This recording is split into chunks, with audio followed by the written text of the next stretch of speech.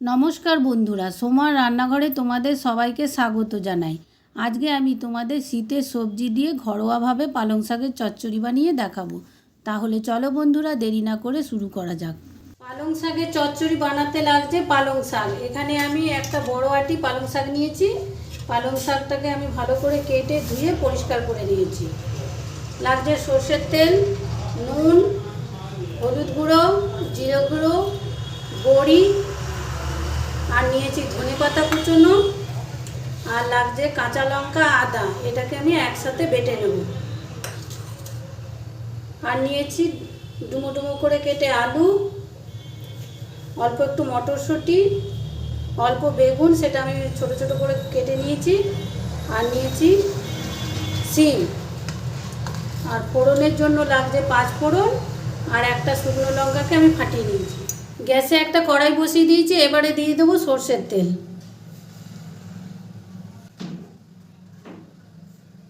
সর্ষের তেলটা গরম হয়ে গেছে। এরপরে আমি বড়িগুলোকে ভেজে নেব। এখানে আমি ছোলার ডালের বড়ি নিয়েছি, তোমরা যে কোনো ডালের বড়ি নিতে পারো।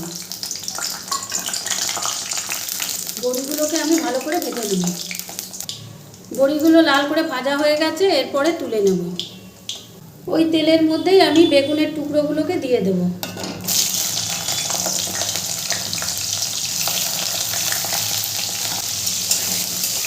বেগুনের টুকরোগুলোকে লাল করে আমি ভেজে নেব। গ্যাসের ফ্লেমটাকে মিডিয়ামে রেখে বেগুনের টুকরোগুলো ভাজা হয়ে গেছে, এরপরে আমি তুলে নেব। ওই তেলের মধ্যেই দিয়ে দেবো 5 ফোড়ন আর একটা শুকনো লঙ্কা আমি ফাটিয়ে রেখেছি, সেটা এবার দিয়ে দিলাম। এরপরে দিয়ে দেবো কেটে রাখা আলুগুলো।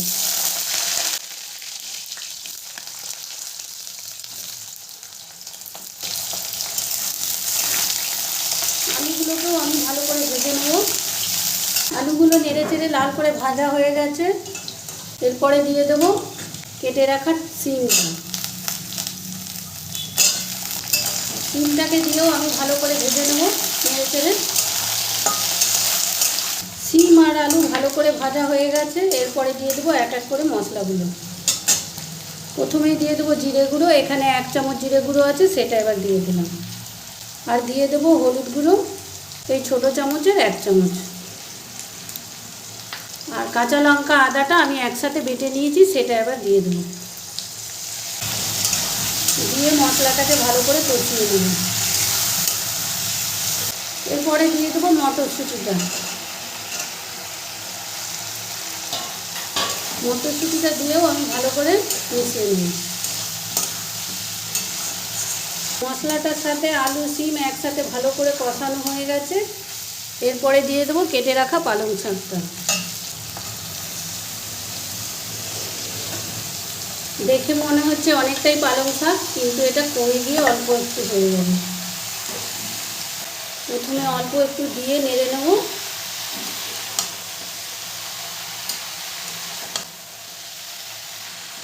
ভালো করে মিশিয়ে নেব।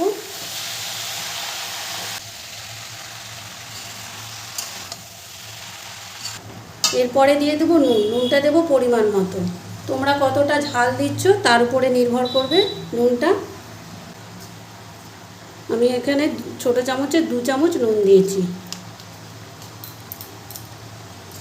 নুনটা দিয়ে ভালো করে মিশিয়ে দেবো পালং শাকের সাথে।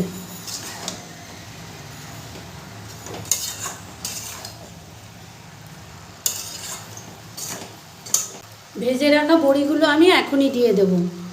বড়িগুলোকে আমি একটু ভেঙে নিয়েছি, সেটা দিয়ে দিলাম। এরপরে 10 মিনিটের জন্য ঢাকনা দিয়ে দেব। 10 মিনিট পর ঢাকনাটা আমি তুলে নেব। ভালো করে নেড়ে দেবো। এরপর দিয়ে দেবো ভেজে রাখা বেগুনটা।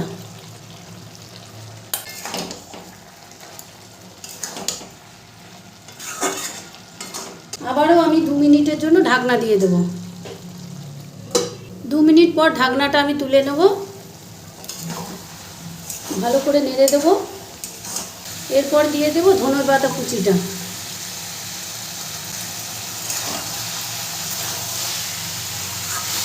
ধনেপাতা কুচিটা দিয়ে ভালো করে মিশিয়ে নেব। তৈরি হয়ে গেল সম্পূর্ণ নিরামিষভাবে পালং শাকের চচ্চড়ি। পালং শাকের চচ্চড়িটা আমি একটা সার্ভিং প্লেটে নামিয়ে নিয়েছি। তোমরা যদি এইরকম নতুন নতুন রেসিপির ভিডিও দেখতে চাও তাহলে আমার চ্যানেলটিকে তোমরা সাবস্ক্রাইব করবে আর বেশি বেশি করে লাইক, শেয়ার ও কমেন্ট করবে।